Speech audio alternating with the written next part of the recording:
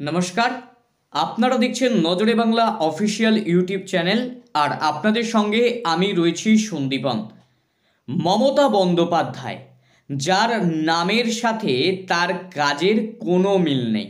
নাম মমতা, কিন্তু আদতে কতটা মায়া মমতা আছে সেটা নিয়েও কিন্তু এখন প্রশ্ন তুলতে শুরু করেছেন তৃণমূল বিরোধী রাজনৈতিক দলগুলি। তারা বলেছিলেন তারা যুবকদের পাশে, তারা যুব সম্প্রদায়ের পাশে, কিন্তু কতটা পাশে? না, এতটাই পাশে যুব সম্প্রদায়কে আজকে রাস্তায় বসতে হয়েছে। তারা যোগ্য, তাদের চাকরি নেই, তাদের কর্মসংস্থান নেই। আচ্ছা, সরকারি চাকরি তিনি নাইবা দিতে পারলেন। কটা শিল্প কারখানা 2011-র পর থেকে বাংলায় করেছেন? কটা করেছেন সেটাও কিন্তু কার্যত বলতে তিনিই পারবেন না। তো সেক্ষেত্রে যুব সম্প্রদায়ের পাশে তাহলে তিনি কি করে থাকলেন? না ওই সবুজ সাথী সাইকেল কিংবা স্কলারশিপটা দিয়েই কি যুব সম্প্রদায়ের পাশে থাকা যায়? কিংবা এই মহিলাদের পাশে বলতে তিনি বোঝাতে চান যে এই যে টাকা দেবো, 1000 টাকা, 1200 টাকা, লক্ষ্মীর ভাণ্ডারের টাকা, এই নিয়ে তোমরা খুশি থাকো, তোমাদের নিরাপত্তা নেই বাংলায়, সেটা আমি সুরক্ষিত করতে পারবো না, তোমরা যেভাবে ধর্ষিত হচ্ছ, তোমরা যেভাবে একেবারে বলা চলে খুন হচ্ছ, তার দায় কিছু আমি নিতে পারবো না। আবার তিনি তো একসময় বলেছিলেন মমতা বন্দ্যোপাধ্যায় যে ছোট ছোট ঘটনা ঘটতেই পারে, শরীর থাকলে এই সমস্ত ঘটনা ঘটে ইত্যাদি মন্তব্য করেছিলেন। এবং কোনো কিছু হলেই সেটাকে অর্থ দিয়ে কার্যত চাপা দেওয়ার চেষ্টা করেন। তৃণমূলের নীতি আদর্শের মধ্যে দুটি ভাগ। এক হচ্ছে অর্থ দিয়ে চাপা দাও যে কোনো ঘটনাকে, যেটা আমাদের দলের নামে বদনাম হতে পারে। আর একটা হচ্ছে কোথাও গিয়ে মিথ্যাচার বা দুর্নীতি, চুরি ইত্যাদি করো। এই দুটো তিনটে বিষয় নিয়ে কার্যত এই তৃণমূল দল চলছে। তবে এবারে যে কেন্দ্রের একটি রিপোর্ট প্রকাশ হয়েছে, সেই রিপোর্ট নিয়ে কার্যত তোলপাড় হয়ে গিয়েছে বাংলা। আর এই নিয়ে কিন্তু সিপিআইএমের ছাত্র সংগঠনগুলো, অর্থাৎ বামেদের ছাত্র সংগঠনগুলো কিন্তু পথে নামবে। কি সেই তথ্য? না, বন্ধ রাজ্যের 8000 সরকারি স্কুল, একেবারে বেহাল শিক্ষা ব্যবস্থা। ভাবতে পারছেন যে বন্ধ রাজ্যে 8000 সরকারি স্কুল, এবং তার সাথে আরও কি জানা যাচ্ছে না 3254টি স্কুলে কোনো পড়ুয়া নেই, অর্থাৎ বন্ধ হতে চলেছে 3254টি স্কুল। এমন 6366টি স্কুল আছে যেখানে একজন মাত্র শিক্ষক রয়েছেন। তার উপর শিক্ষামন্ত্রী জানিয়েছেন বিভিন্ন স্কুল মার্চ করা হবে। তাহলে বুঝতেই পারছেন, ফলে ভবিষ্যতে গিয়ে স্কুলের সংখ্যা কোথায় দাঁড়াবে। এই রাজ্যের যে শিক্ষা ব্যবস্থা, এই রাজ্যের যে বেহাল শিক্ষা ব্যবস্থা কার্যত ধরা পড়ছে, সেই শিক্ষা ব্যবস্থা দেখে বলতে হচ্ছে যে কোথাও গিয়ে যুব সম্প্রদায়কে অন্ধকারের মুখে রাখতে চাইছে রাজ্যের শাসক দল তৃণমূল কংগ্রেস।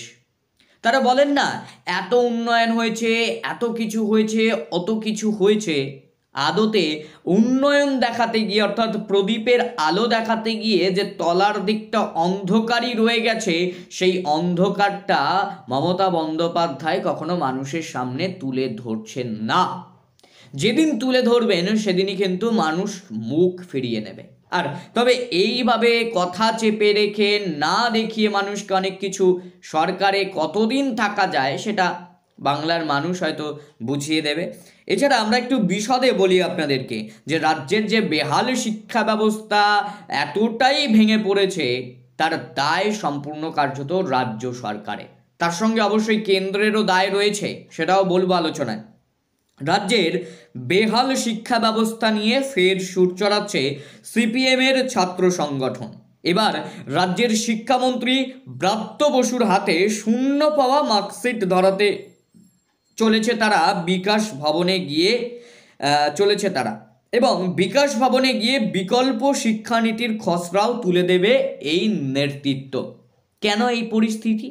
না, শূন্য পাওয়া মার্কশিট, কারণ এই রাজ্যে যোগ্যদের সম্মান নেই, এই রাজ্যে যুব সম্প্রদায়ের জন্য কর্মসংস্থান নেই, এই রাজ্যে মহিলাদের নিরাপত্তা নেই, এই রাজ্যে মানুষের হাতে সেভাবে যে একটা শান্তির পরিবেশ তুলে দিতে পারেননি কার্যত মুখ্যমন্ত্রী, মানে নেই, পারেননি, এই শব্দগুলো দিয়েই ভরে গেছে তৃণমূল দলটা। পেরেছে, আছে, এই শব্দগুলো কার্যত তাদের যে অভিধান থেকে কার্যত বেরিয়ে গেছে বলা চলে। কারণ তারা এসব চায়ও না, তারা চায় যে নেই নেই এই অবস্থাটাই থাক।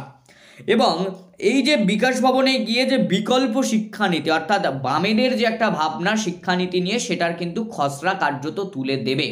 তবে এই যে বামেরা এই দিক থেকেও কিন্তু একটা বিরাট সাফল্য কার্যত পেতে চলেছে। কারণ এই যে শিক্ষানীতি, বিকল্প শিক্ষানীতি তুলে দিলে বা বিকল্প শিক্ষানীতির কথা যদি মানুষ জানতে পারে, সেক্ষেত্রে মানুষ যদি ভালো লাগে মানুষের, তাই মানুষ কিন্তু বামেদেরকে আরও কাছে টেনে নেবে, আরও গ্রহণ করতে শুরু করবে। সেই লক্ষ্যেই 27 তারিখ হবে ভারতের ছাত্র ফেডারেশনের ডাকে বিকাশ ভবন অভিযান। এদিন এক সাংবাদিক সম্মেলনের কথাই, মানে সাংবাদিক সম্মেলন থেকে এই কথাই জানিয়েছে সংগঠনের রাজ্য সম্পাদক দেবাঞ্জন দে। উপস্থিত ছিলেন সংগঠনের রাজ্য সভাপতি প্রণয়। সম্প্রতি কেন্দ্রীয় সরকারের একটি রিপোর্ট প্রকাশ হয়েছে, আর সেই রিপোর্ট নিয়েই কার্যত যত এই যে তোলপাড় হচ্ছে বাংলার রাজনীতি, সেই তোলপাড় হওয়াও কিন্তু শুরু হয়েছে। তোলপাড় করে ফেলেছে এই বিষয়টি নিয়েই। একেবারে যে বিষয়টি সেটি হলো যে এ রাজ্যে 8,000 স্কুল বন্ধ হয়ে গিয়েছে, 3,254টি স্কুলে কোনো পড়ুয়া নেই, 6,366টি স্কুল আছে যেখানে একজন মাত্র শিক্ষক। তার উপর শিক্ষামন্ত্রী তিনি জানিয়েছেন বিভিন্ন স্কুল মার্চ করা হবে, ফলে ভবিষ্যতে স্কুলের সংখ্যা আরও কমতে চলেছে। রাজ্যের স্কুল শিক্ষার এমন কঙ্কালসার চেহারা যে কখনো দেখতে হবে এই বাংলার মানুষকে, সেটা ভাবতে পারেনি। অপরদিকে তিনি মাদ্রাসা তৈরিতে, মাদ্রাসার উন্নয়নে জোর দিয়েছেন। ভোটের রাজনীতি কার্যত করার জন্য মুখ্যমন্ত্রী মমতা বন্দ্যোপাধ্যায় এই বাংলার হাজারো মানুষ, লক্ষ মানুষের পেটে কার্যত লাথি মারছেন বলা চলে। শিক্ষা ব্যবস্থার বেহাল অবস্থা শুধুমাত্র সংখ্যালঘু তত্ত্বে জোর দিতে গিয়ে, একদিকে যেমন বিজেপি হিন্দু ধর্মের তত্ত্বে জোর দিতে চায়, অন্যদিকে এই তৃণমূল কংগ্রেস সংখ্যালঘু তত্ত্বে জোর দিতে গিয়ে বাংলার মানুষকে ধীরে ধীরে একেবারে অন্ধকারের মুখে ঠেলে দিচ্ছে। তারা হয়তো ফিরে আসার পথও আর পাবে না। তাই বাংলার মানুষ কিন্তু এখন থেকেই জবাবটা হয়তো দিয়ে দেবেন। কার্যত এই যে একেবারে সাংবাদিক সম্মেলন যেদিন করেছিলেন ভারতের ছাত্র ফেডারেশনের পশ্চিমবঙ্গ রাজ্য কমিটির সভাপতি প্রণয় কাঞ্জি, তিনি জানিয়েছেন যে কেন্দ্রের সমীক্ষায় বাংলার স্কুল ছুটের সংখ্যা বেড়েছে। আর সেই ছবিটা আমরা কিন্তু মাধ্যমিক বা উচ্চ মাধ্যমিকে গিয়েও দেখতে পেয়েছি যে স্কুলে ছাত্রের সংখ্যা কার্যত কমছে, এবং কলেজেও একেবারে ছাত্রের সংখ্যা কিন্তু ছাত্রছাত্রীদের সংখ্যা কমছে। বিকল্প শিক্ষানীতির কথা বলা হয়েছে, প্রয়োজনে রাজ্যের শিক্ষা দপ্তর আলোচনায় বসুক। কিন্তু তারা তো আবার ভালো উপদেশ কখনো শোনেন না, শুনবেন কিনা এটা নিয়েও প্রশ্ন।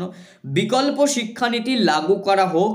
সংগঠনের সম্পাদক দেবাঞ্জন দে বলেছেন স্কুল পরিচালনার জন্য অতিরিক্ত ফি নিচ্ছে, কারণ সরকার অনুদান দিচ্ছে না। সরকারি টাকা পরিকাঠামোর উন্নয়নে খরচ হচ্ছে না, সেই টাকায় ছাত্র সপ্তাহ পালন করা হচ্ছে।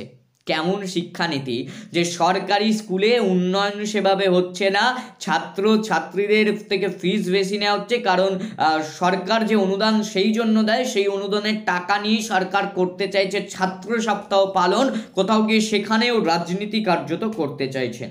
মুখ্যমন্ত্রী পিকনিক করছেন, গায়ক নায়ক নিয়ে মার্কশিট দিচ্ছেন।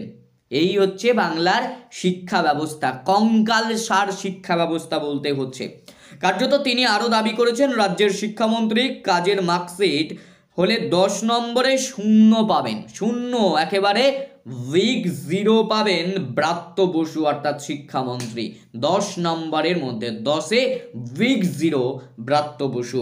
স্কুল ছুট বাড়ছে, স্কুলে পড়তে না পেরে মৃত্যুর পথ বেছে নিচ্ছে ছাত্রী। বিধানসভায় গিয়ে বলা হয়েছে, তারপরেও সরকার কার্যত উদাসীন। এদিন সংগঠনের তরফে স্পষ্ট জানানো হয়েছে বিকাশ ভবনে তারা শিক্ষামন্ত্রীর সঙ্গে দেখা করবেন, কিন্তু তার জন্য কোনো অনুমতি নেবেন না।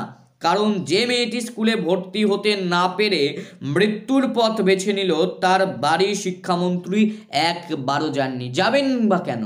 কারণ তারা তো যুবকদের কথা, যুব সম্প্রদায়ের কথা ভাবেন না, তাই তারা যাবেনও না। তাই সৌজন্য দেখানোর জায়গা নেই। অর্থাৎ বামেদের ছাত্র সংগঠন তারা কিন্তু সৌজন্য দেখাবেন না। অর্থাৎ এই যে সংগঠন যারা সাংবাদিক বৈঠক করেছিলেন, যাদের পশ্চিমবঙ্গের এই যে সংগঠনের ফেডারেশনের যিনি সভাপতি দেবাঞ্জন দে, তিনি কার্যত জানিয়ে দিয়েছেন যে সৌজন্যের কোনো দরকার নেই। ভিসি নিয়োগ নিয়ে ইউজিসির নির্দেশের সমালোচনাও করেছে এসএফআই। তাদের কথায় শিক্ষা জগতের লোক না হলেও তিনি ভিসি করা যাবে বলেছে ইউজিসি। রাজ্যপাল যাকে মনে করবেন তাকেই ভিসি করা যাবে। এতে বিশ্ববিদ্যালয়ের ক্ষমতা ক্ষুণ্ণ হচ্ছে। এই সিদ্ধান্তের বিরোধিতাও কার্যত করেছে বিজেপি শাসিত রাজ্য। কারণ এই দিকে কিন্তু বিজেপিও বিরোধিতা করতে শুরু করেছে, কিন্তু মমতা বন্দ্যোপাধ্যায় একবারও কার্যত টু শব্দ করেননি, কিচ্ছু বলেননি। বিকল্প পথ হিসেবে এসএফআই নেতৃত্ব কার্যত জানিয়ে দিয়েছে ভিসি নিয়োগের একাধিক নাম আসুক, তাদের মধ্যে গণতান্ত্রিক উপায়ে নির্বাচন হোক, তবে শিক্ষাক্ষেত্রের মানুষকেই ভিসি করতে হবে। এই যে বাংলায় একটা বেহাল পরিস্থিতি, শিক্ষা ব্যবস্থার কঙ্কালসার অবস্থা, সেই নিয়ে মুখ্যমন্ত্রীর কোনো চিন্তা ভাবনা নেই। তিনি ভোট ব্যাংক সুরক্ষিত করার জন্য কার্যত মাদ্রাসার উপর জোর দিচ্ছেন, একটা রাজনৈতিক দ্বিচারিতা করছেন, আর অন্যদিকে শুধুমাত্র একটা ভোটের রাজনীতি, লুঠের রাজনীতি কার্যত করে চলেছেন। আপনারাই জবাব দেবেন। অবশ্যই আপনারা কমেন্টে জানাবেন আপনাদের মতামত, এবং নজরে বাংলা অফিসিয়াল ইউটিউব চ্যানেলটি সাবস্ক্রাইব করবেন এবং ব্যাপক পরিমাণে অবশ্যই শেয়ার করবেন।